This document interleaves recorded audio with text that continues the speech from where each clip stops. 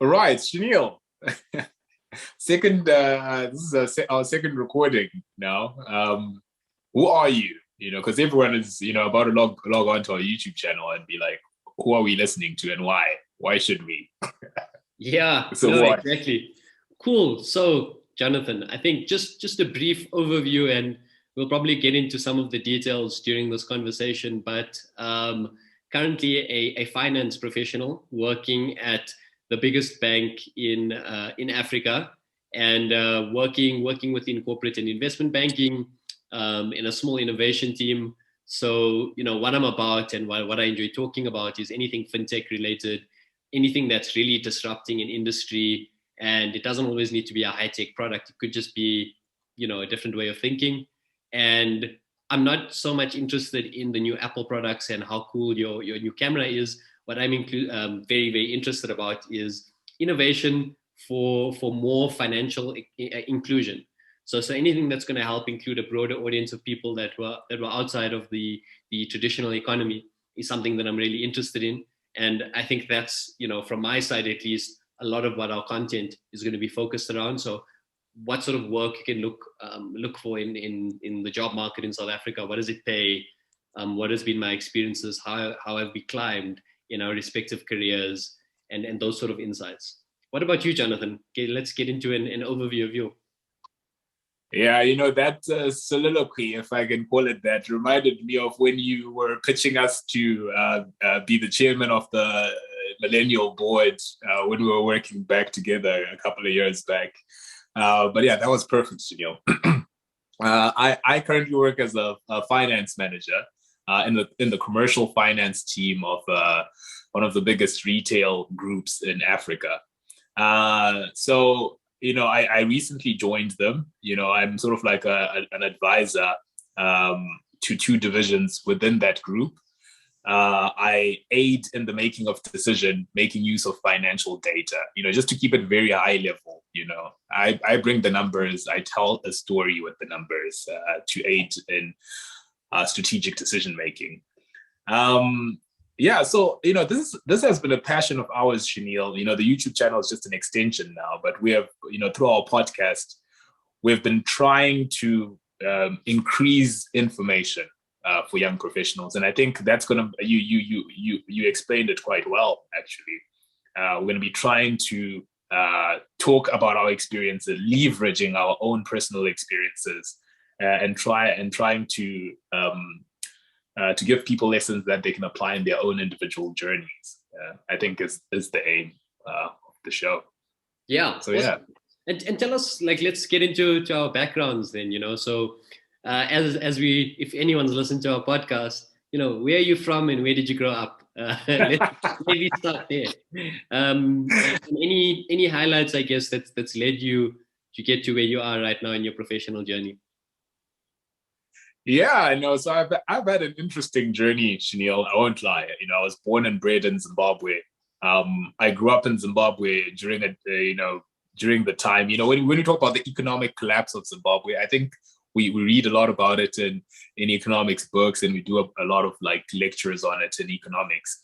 But actually, it was a lived experience for me. Going from a fully functional economy where we used to like buy ice creams for like $5 to like all of a sudden hyperinflation and everything cost like $1 trillion. It's crazy to think about even now. So I went to high school in Zimbabwe. Did my Cambridge advanced level there. Then came to South Africa to do my tertiary studies. Largely because I think my parents were just how they thought about that process was like they needed better opportunities for me, and they thought going into South Africa, which was a more developed country, I'll be presented with more options and opportunities. So went to a university called the University of the Free State. Wasn't well known in Zimbabwe, but well, not a lot of people go there even in South Africa because it's in a small town called Bloemfontein.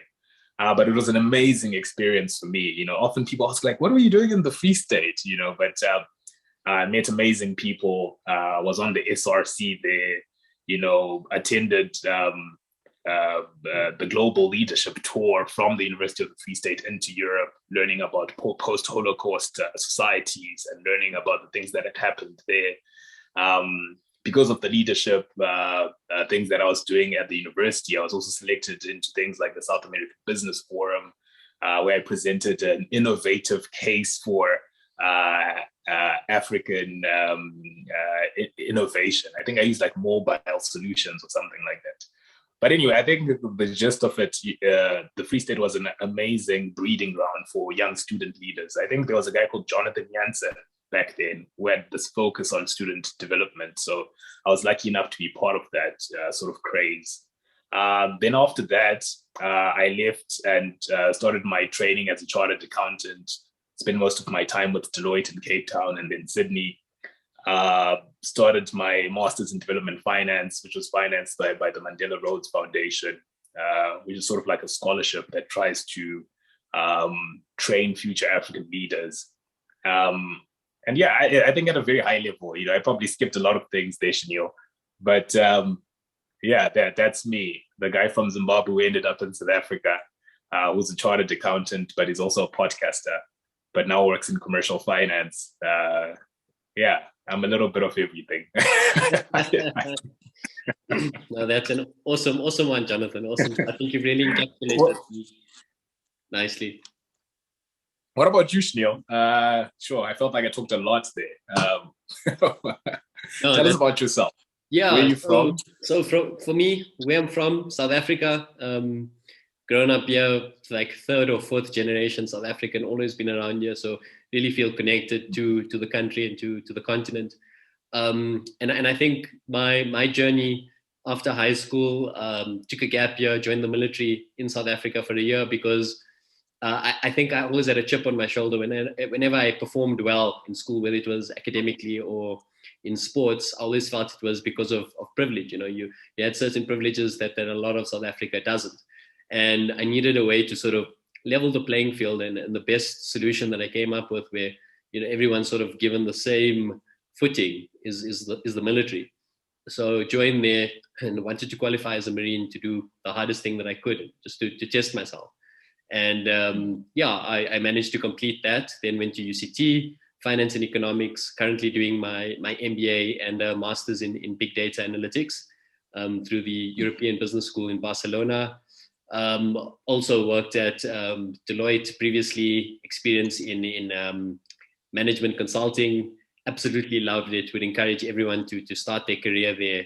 Very, very broad. You learn a lot. Don't be put off by the hours. It's fun hours. Even when you're working late, sometimes it was awesome. And I think I found my sort of niche in innovation, fintech, and building the new Africa. That's how I think about it. So anything that's new around cryptocurrencies, blockchain, and how we can leverage that and use that on the continent. I'm super excited about that. Huge entrepreneurial flair. So eventually I'd like to own my own business, a couple of years from now.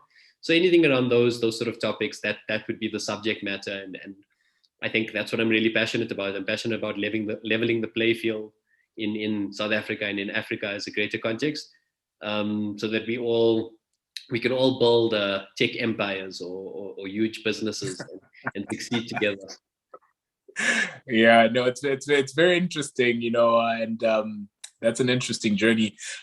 Actually, if you really think about it, we have often had these conversations a lot, me and you, when we were still on the Millennial Advisory Board, and we were problem solving for a problem, trying to find a digital solution,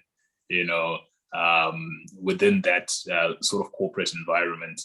And I was posing the question to you, I was like, I come from Zimbabwe, a system where our education system, primary and high school, is fairly okay. It churns out some good results. People get like great results there, but it often doesn't translate into them going into like good opportunities or going into good spaces, those opportunities often go to individuals that come from privilege, or went to private schools, or had alumni from their schools that were studying abroad, or had networks of professionals within their families. And I think me and you decided that, what, we can bring all those experiences from all these amazing people to everyone by a podcast, by a YouTube channel. And I think that's exciting for me and for you, probably. Yeah, and I think that the catch line there is spreading the gospel of information. Fixing those asymmetries that exist in corporate South Africa or in business South Africa, and bringing those sort of insights to a larger audience. No, agreed. Was there anything else, Chanel, that you think people would like to know about us? Where do you live? Where do you live right now? Yeah, so currently in Johannesburg, South Africa, which is our business hub in South Africa, and I'm loving it. I do miss Cape Town, but you go where, and if anyone's from South Africa and Africa, you always hear you go where the money is better, sort of thing. And that's what I found so far. But obviously, as you climb the ladder, I'm sure it's different in different places. And yourself, Jonathan? Yeah. So I was based in Cape Town initially, then Sydney, then came back, was based in Johannesburg for a bit, but now I'm back in Cape Town. You are right. I think salaries are generally high in Johannesburg. I'll agree. But I think once your salary gets high, when you go to Johannesburg, you get that Joburg bump. It doesn't get reversed when you come back. So I think there's always that. You can always pick, you can move overseas to and when you come back, your salary is also naturally going to be higher because you have experienced higher salary. And we need a whole video on salaries, they're so complicated. It's not simply hardest worker in the room gets the most money. Salaries are furthest away from that. It's about leverage. It's about a lot of other things. So I think actually, if people do want to hear that in the next video, they should drop a comment. Let us know. Would you like an episode on, what are the growth drivers or the determinants for salary in South Africa? And we can go into that. So let's try to see if we can get some engagement around what people want. Yeah, I'm super keen for that. All right.